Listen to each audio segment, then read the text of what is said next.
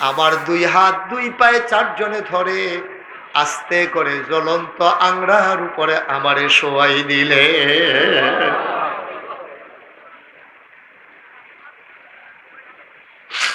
জ্বলন্ত অঙ্গারগুলো আমার পিঠের নিচে, জ্বলন্ত অঙ্গারগুলো আমার পিঠের ভিতরে ঢুকে যাইতেছে, চামড়া ভেদ করে। আমি কোনো মতে পায়ের আর হাতের উপরে ভর দিয়া নিচের পিঠটার উঁচা করতে চাইলাম। ওমাইয়া খেয়াল করলাম আমার পিঠে তো বোধহয় কয়লা লাগে না। বড় বড় পাথর এনে আমার বুকের উপরে চাপা দেওয়া হলো। ওমর গো ওমর, আপনি যে গর্তগুলো দেখতেছেন ওই আগুনে পুড়ে যাওয়া আমার চামড়ার ভিতরে গর্ত।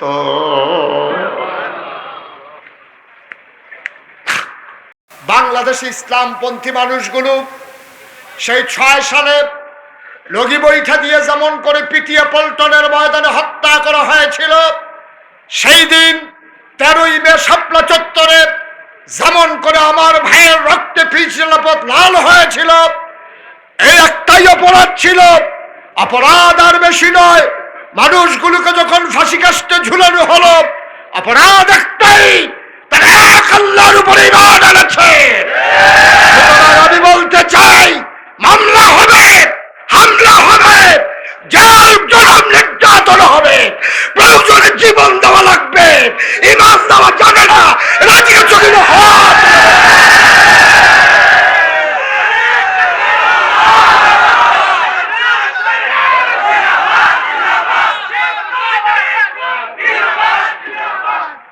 হযরত উমর রাদিয়াল্লাহু তাআলা আনহু যখন অর্ধ পৃথিবীর প্রেসিডেন্ট, একদিন তিনি ডাকলেন বেলালকে। সুবহানাল্লাহ বলবেন না? বেলালকে ডেকে বললেন, ও বেলাল, আপনি আমাকে একটু নসিহত করেন। বেলাল লজ্জা পেলেন।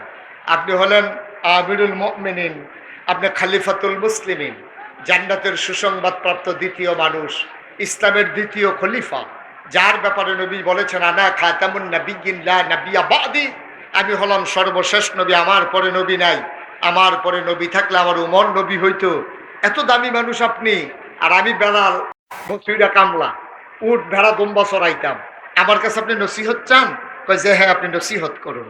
কারণ মুসলমানদের এখন দেশ বড় হইছে, সম্পদ বেশি হইছে, এখন আপনার নসিহত খুব বেশি দরকার, যখন আপনারা সংখ্যায় কম ছিলেন। বেলাল বললেন, নসিহত করার মতো আমার কোনো যোগ্যতা নাই। আবার উমর বললেন, তাহলে পাঞ্জাবিটা একটু খুলেন। সুবহানাল্লাহ বলবেন না? আপনি যদি নসিহত না করবেন তাহলে পাঞ্জাবিটা একটু খুলেন। বেলাল লজ্জা পাচ্ছিলেন, বিব্রত বোধ করছিলেন। তিনি আস্তে করে পাঞ্জাবিটা যখন খুললেন, উমর বললেন, আমার দিকে পিঠ দিয়া বসেন। বেলাল যখন উমরের দিকে পিঠ দিয়া বসছে, দেখে যে পোড়াটা পিঠের ভিতরে এরকম গর্তের মতো হয়ে আছে, চামড়াগুলো কুচকে কুচকে এরকম ভিতরে গর্তের মতো। উমর রাদিয়াল্লাহু তাআলা আনহু বললেন, বেলাল, এই গর্তগুলো কিসের?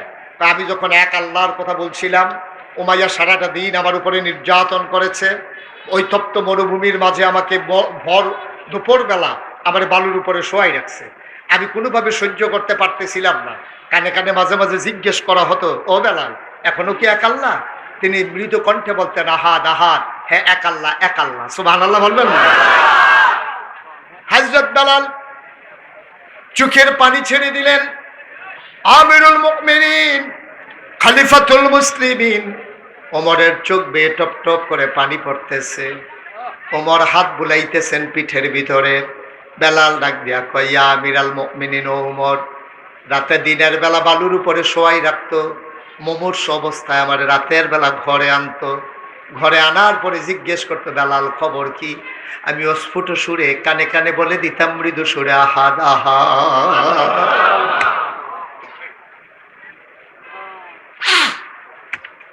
আমি তখন এক আল্লাহর কথাই বলতাম। আমার উপায় ছিল না, আমি আল্লাহকে ছেড়ে দেব না। আমি ওই নির্মম অত্যাচারের পরে আহাদ আহাদ বলতাম।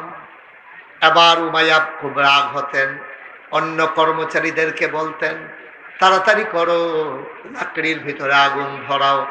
লাকড়িগুলোতে আগুন ধরানো হলো, জল জল করতেছে কয়লা। লম্বা একটা মানুষের মতো কয়লাগুলাকে বিছালেন। আমার দুই হাত দুই পায়ে চারজনে ধরে আস্তে করে জ্বলন্ত আংরার উপরে আমারে শোয়াই দিলে।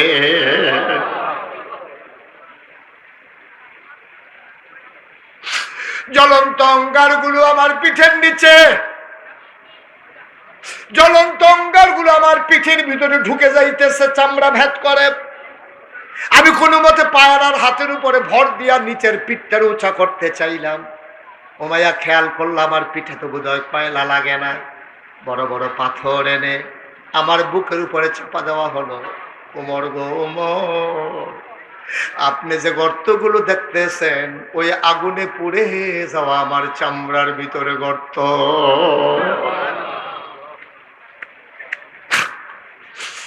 মুসলমান, কতটুকু অত্যাচার তুমি সয়েছ, কতটুকু নির্মমতার মুখোমুখি তুমি হয়েছ। আজও বাংলাদেশের একজন মানুষ এক গ্রাম ছেড়ে আরেক গ্রামে যেতে হয় নাই। যদিও মামলার কারণে নিজের বাড়িতে অনেক মানুষ ঘুমোতে পারে নাই, মানুষগুলো নিজের বাড়িতে ঘুমোতে পারে নাই, এক বাড়ি ছেড়ে আরেক বাড়িতে, এক গ্রাম ছেড়ে আরেক গ্রামে, কত কষ্ট, কত নির্যাতন। তারপরেও মুসলমান ইমান ছেড়ে দেয় নাই। মুসলমানরা আল্লাহর নবীর কাছে গিয়ে দাঁড়াইয়া দাঁড়াইয়া কাঁদত। আল্লাহর নবী জিজ্ঞেস করতেন, কাঁদো কেন? ইয়া রাসূলুল্লাহ, জীবনে কাউর একটা থাপ্পড় দেই নাই, জীবনে কারো সম্পদ লুণ্ঠন করি নাই, কারো জমিনের উপরে দখল দেই নাই, কারো জমিনের পাকা ফসল আমি নষ্ট করি নাই, তাইলে তারা আমার উপরে কেন অত্যাচার করলো? মক্কা ছেড়ে আমার মদিনায় পাঠাই দিল।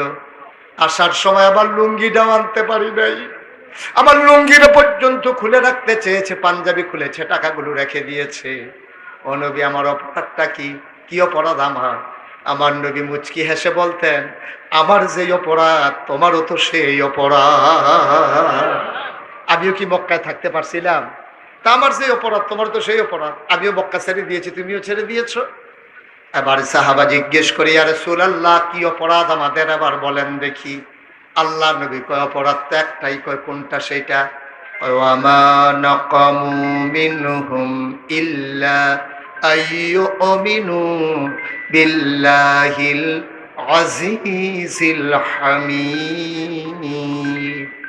অপরাধ একটাই, ওই মহাপরাক্রমশালী এক আল্লাহর উপরে তারা ঈমান এনেছে, ঠিক কিনা? অপরাধ একটাই, তারা এক আল্লাহর উপর ঈমান এনেছে। আর আল্লাহর জমিনে আল্লাহর দ্বীন ওরা বাস্তবায়ন করতে চায়, ঠিক কিনা বলো? তারা এই জমিনের ভিতরে সৎ লোকের শাসন চায় আর আল্লাহর আইন চায়। এইটাই হচ্ছে তাদের অপরাধ, তাদের আর কোনো অপরাধ নাই, ঠিক কিনা বলো? ওয়ামা নাকামু মিনহুম ইল্লা আইয়ুমিনু বিল্লাহিল আজিজিল হামিদ। অপরাধ একটাই, ওই আল্লাহর উপরে তারা ঈমান এনেছে। আজও বাংলাদেশে ইসলামপন্থী মানুষগুলো সেই 6 সালে লগি বৈঠা দিয়ে যেমন করে পিটিয়ে পল্টনের ময়দানে হত্যা করা হয়েছিল, সেই দিন 13ই মে শাপলা চত্বরে যেমন করে আমার ভাইয়ের রক্তে পিছলাপথ লাল হয়েছিল, এই একটাই অপরাধ ছিল। অপরাধ আর বেশি নয়। মানুষগুলোকে যখন ফাঁসি কাস্টে ঝুলানো হলো, অপরাধ একটাই, তারা এক আল্লাহর উপরে ঈমান এনেছে। আমি বলতে চাই, মামলা হবে, হামলা হবে, জেল জুলুম নির্যাতন হবে, প্রয়োজনে জীবন দেওয়া লাগবে,